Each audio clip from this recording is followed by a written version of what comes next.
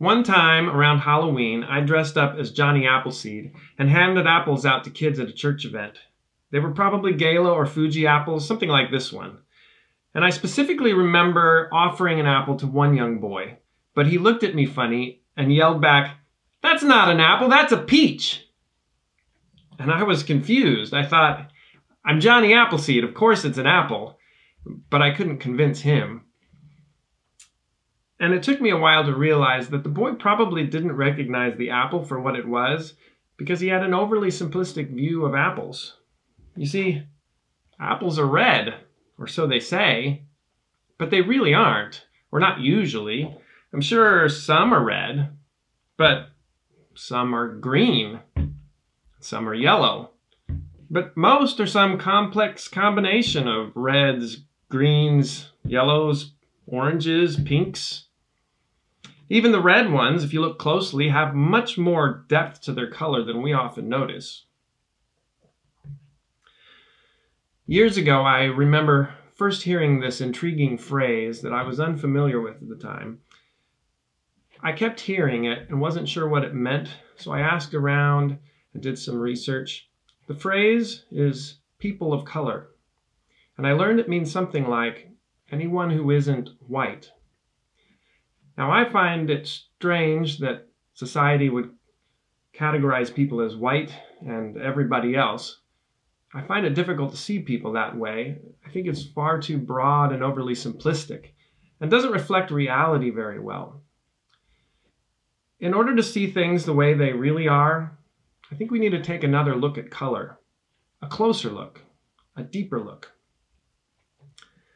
My wife used to work for a screen printing company, and in the process, she learned a whole new depth of color.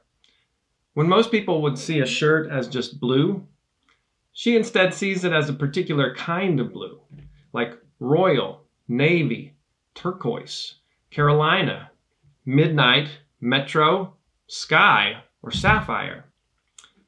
But a funny thing happens when she describes color this way. People often react almost defensively and say, "It's blue." You see, we want it simple. We want it easily defined. We don't want to have to look too deeply or think too much. We want to generalize and categorize the world into basic primary and secondary colors like an 8-count box of crayons. And we want to do that with people too. Most people would call me white. But when I compare myself with what really is white, and I look with open eyes and an open mind to see things for what they really are, not just for what I'm told they are, well, it is undeniably obvious that I am not white. Not by a long shot. I don't think I could say that anyone is. My khakis are much closer to my skin color, but still, I don't think I could call myself khaki. Skin color is so much more rich and complex and varied. The palms of my hands tend to be pinker than the rest of my arms. I have these unusually large veins that create this web of blue-green against the background color of my arms. My wife, who people would call white, has a pinker complexion than mine.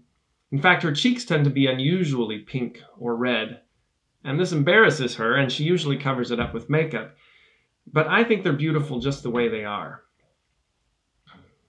Some of my nieces, who people would call white, have noticeably darker skin tone, like olive color, than my own kids. Some of my nephews, who people would call white, have a creamy pale skin, but with lots of freckles. One of my sisters-in-law, who people would call black, her father has very rich, deep, dark skin, and her mother has very pale, light skin. And hers is very much in between. All of this variety, all of this range and depth of color is altogether beautiful. It's easy to see the world in black and white, or basic primary colors. It doesn't require much of us, but it does require reducing the world and the people in it to a cartoonish caricature that distorts and even demeans reality. People will often present this kind of world to you. I challenge you not to accept it. Instead, choose to look closer and deeper, not to overlook color or to oversimplify it, but to notice the depth and variation of it and to appreciate the wide diversity. If we will just open our eyes and look closer, we will see that we are all people of color in a world full of color and beauty.